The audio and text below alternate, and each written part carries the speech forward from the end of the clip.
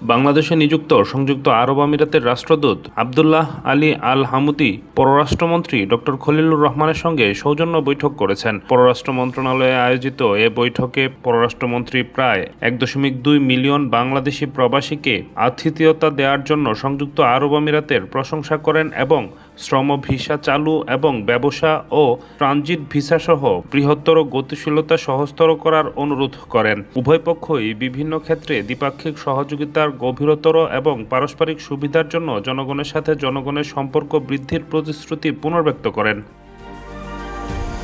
এদিকে সংযুক্ত আরব আমিরাতের রাষ্ট্রদূত আব্দুল্লাহ আলী আল হামুদি বাংলাদেশের ধর্ম বিষয়ক মন্ত্রণালয়ের মন্ত্রী কাজী শাহ মোফাজ্জল হোসেন কায়কুবাদ এবং পররাষ্ট্র প্রতিমন্ত্রী শামা ওবায়দ ইসলামের সাথেও দেখা করেন। এই বৈঠকগুলোতে উচ্চ পর্যায়ে সফর বিনিময় এবং বিদ্যমান দ্বিপাক্ষীয় ব্যবস্থার নিয়মিত বৈঠকের মাধ্যমে সহযোগিতা আরও এগিয়ে নেওয়ার গুরুত্বের সঙ্গে তুলে ধরা হয়।